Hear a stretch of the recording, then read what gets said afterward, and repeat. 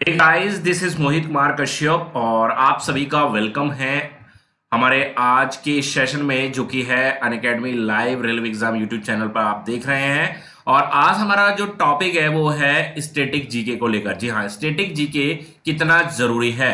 अगर आप RRB NTPC 2020 exam की तैयारी कर रहे हैं तो आपके मन में भी एक सवाल जरूर बन रहा होगा कि स्टैटिक जीके कितना इंपॉर्टेंट है, क्या यहां से क्वेश्चन पूछे जाएंगे।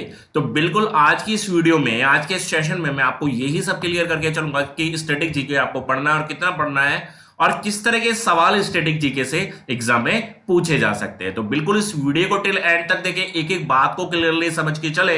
वीडियो पसंद आती है लाइक जरूर से करें, शेयर जरूर से करें व्हाट्सएप पर सभी जो भी आपके साथ पढ़ने वाले स्टूडेंट है उनके साथ। और चैनल को सब्सक्राइब नहीं किया है तो चैनल को सब्सक्राइब भी करके चले।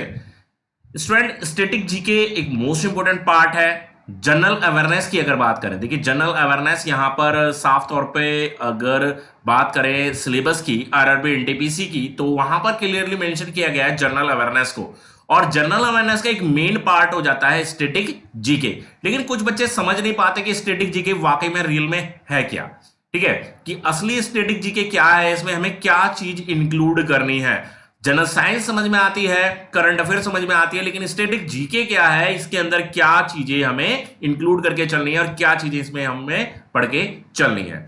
तो समझिए, देखिए स्टैटिक जीके के काफी हद तक क्वेश्चन पूछे जाते हैं और डेफिनेटली एक बिग पार्ट हो जाता है रेलवे के लिए। अगर रेलवे को आप आरआरबी को टारगेट कर रहे हैं तो आपको बिल्कुल इसको स्टैटिक को बिल्कुल भी इग्नोर नहीं करना है। ठीक है, अब हम इसकी तह तक पहुंचते हैं कि स्टैटिक में आपको पढ़ना क्या है। शुरुआत सब्जेक्ट से ही करेंगे, जैसे कि हम हिस्ट्री पढ़ रहे हैं तो हिस्ट्री में अगर स्टैटिक है तो क्या है। ठीक है, क्या है स्टैटिक। हिस्ट्री में स्टैटिक है कि मान लीजिए हिस्ट्री के अंदर कोई भी हमारा बैटल हुआ है, कोई भी युद्ध लड़ा गया है, तो युद्ध आपको डेफिनेटली यहां पर तैयार करके चलने हैं। ठीक है, सभी युद्ध आपको वॉर एंड बैटल यहां पर तैयार करने हैं। ये स्टैटिक का एक मेन पार्ट हो जाता है। हिस्ट्री के अंदर ही अगर हम बात करें कि कोई भी शासक, जो भी सुल्तान रहा, जो भी शासक रहा, उसको कौन सी उपाधि से नवाजा गया, तो बच्चों ये एक स्टैटिक का पार्ट हो जाता है। इसको आप जरूर से तैयार करके चले, है ना। हम बात करते हैं ज्योग्राफी की, तो ज्योग्राफी में आपको क्या पढ़ना है। स्टैटिक के अंतर्गत जितने भी आपकी रिवर्स हैं, ठीक है, रिवर्स हैं, वो रिवर्स, उन रिवर्स पर जो भी डैम बना हुआ है, डैम आपको तैयार करना। उनके ऊपर जो भी बहुउद्देशीय परियोजना चल रही है, बहुउद्देशीय चल रही है, ठीक है, बहुउद्देशीय परियोजना चल रही है या जल विद्युत परियोजना चल रही है, तो वो आपको यहां पर जरूर से तैयार करना है। कौन सी रिवर कहां से निकलती है और कहां जाकर मिल जाती है, ये आपको पता होना चाहिए। किस रिवर की कौन सी ट्रिब्यूटरी रिवर है, ये आपको यहां पर डेफिनेटली तैयार करके चलना है। ये सब जीके का ये स्टैटिक जीके का ही पार्ट आ जाता है।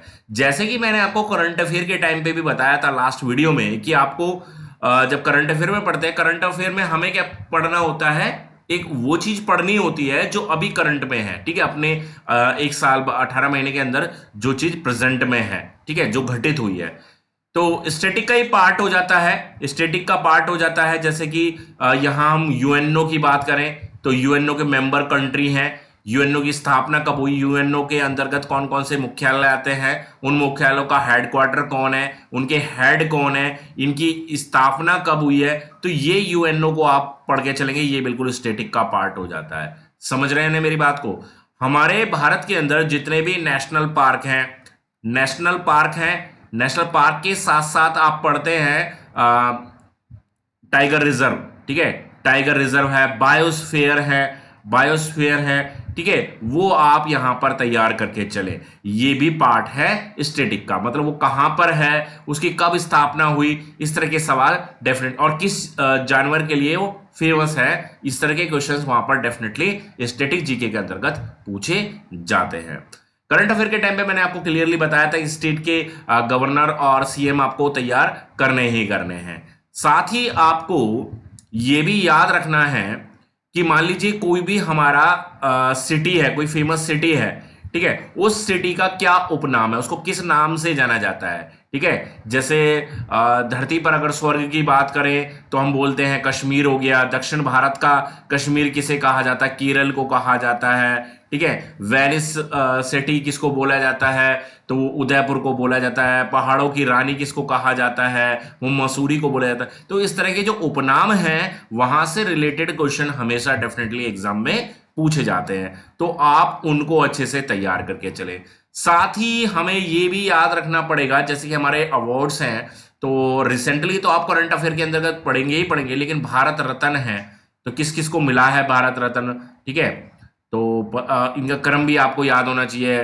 भारत रत्न के बाद कौन सा आता है, पद्म विभूषण, भूषण या श्री, ठीक है। इस तरह से इनका क्रम भी आपको पता होना चाहिए।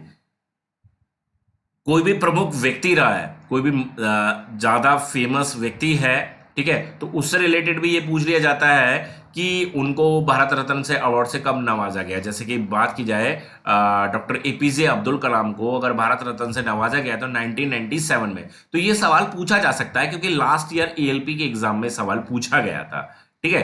अब देखिए करंट का क्वेश्चन नहीं है बट पूछा गया है ना। तो इस तरह से आप कुछ इंपॉर्टेंट फैक्ट्स पर आप अच्छे तरीके से ध्यान रखकर चलें। स्टैटिक का यही सब पार्ट है, ठीक है। तो इनको आप बिल्कुल भी इग्नोर ना करें। किस क्षेत्र में कौन सा पुरस्कार दिया जाता है, ठीक है, कितनी उसकी धनराशि दी जाती है, क्या दिया जाता है, मतलब ये सारी चीजें भी आपको अवार्ड के टाइम पर, अवार्ड जब आप तैयार कर रहे हैं तो वो भी आप याद रखे चलेंगे, ठीक है। कौन से क्षेत्र में, जैसे कि मैंने पूछा कि सिनेमा के क्षेत्र में दादा साहब फाल्के अवार्ड हो गया, फिल्म फेयर अवार्ड हो गया, कान फिल्म महोत्सव हो गया, तो इस तरह के अवार्ड हैं जो कि जो कि फिल्म के क्षेत्र में। खेल के क्षेत्र में फीफा वर्ल्ड कप आता है, ठीक है, ये क्रिकेट वर्ल्ड कप आता है, आईसीसी चैंपियंस ट्रॉफी आती है, तो इनसे रिलेटेड भी सवाल पूछे जाते हैं, तो उनको भी आप थोड़ा सा क्लियर करके चले। यही सब स्टैटिक है और यही सब एग्जाम में पूछा जाता है। अब जो एग्जाम का जो पैटर्न है वो धीरे धीरे इसी तरफ आ रहा है कि सारा कुछ क्या पूछा जाता है, स्टैटिक पूछा जाता है, ठीक है। अब करंट अफेयर से सवाल पूछा जाता है, अब जनरल साइंस से सवाल पूछा जाता है। अब वो हिस्ट्री ज्योग्राफी वाला पेपर नहीं होता कि आपसे हिस्ट्री से सवाल डायरेक्टली पूछ लेगा, सिंधु घाटी सभ्यता से सवाल पूछेगा, या उस तरह के सवाल अब नहीं पूछे जाते हैं, है ना। अब उसको थोड़ा सा स्टैटिक मोड में ले आए हैं। तो बिल्कुल इस तरीके से आप अपनी प्रिपरेशन को तैयार करें, ठीक है। स्टैटिक जीके को इस तरह से आप तैयार करें, डेफिनेटली आपको बेनिफिट मिलेगा। तो आई होप कि स्टूडेंट आपको सारी बातें क्लियर हो गई होंगी कि स्टैटिक के अंदर क्या क्या पढ़ना है, आपको कैसे कैसे पढ़ना है ना, किन किन बारीकियों पर आपको ध्यान देना है। तो इसी तरह से हेल्पफुल वीडियो में लगातार आपके लिए लगातार लेकर आता रहता हूं, और ये सुबह 6:30 बजे मेरा सेशन आता है। और जो बच्चे मेरे साथ जुड़ना चाहते हैं अनअकैडमी पर, मेरा रेफरल कोड आप देख रहे हैं MOHIT मोहित YT10, इसे आप कहीं भी यूज कर सकते हैं, 10% का डिस्काउंट मिल जाएगा। चाहे रेलवे, SSC, ठीक है, UPSC, UPPCS किसी भी एग्जाम की तैयारी कर रहे हैं तो इस रेफरल कोड को यूज कीजिए, आपको 10% का तुरंत डिस्काउंट मिल जाएगा। अगर आप रेलवे कैटेगरी में आना चाहते हैं तो रेलवे कैटेगरी में भी आप इस रेफरल कोड के साथ जुड़ सकते हैं, जहां पर स्टैटिक जीके की मेरी क्लास चलती है सुबह 8:30 बजे, है ना। तो उस क्लास के साथ आप जुड़ सकते हैं। तो चलिए स्टूडेंट, इसी तरह से ये बेहतर सेशंस हमारे लगातार आते रहेंगे। सुबह 6:30 बजे आप जुड़े मेरे साथ, मेरे इन सेशंस के साथ। चलिए फिर मिलते हैं नेक्स्ट सेशन में। Bye, good day.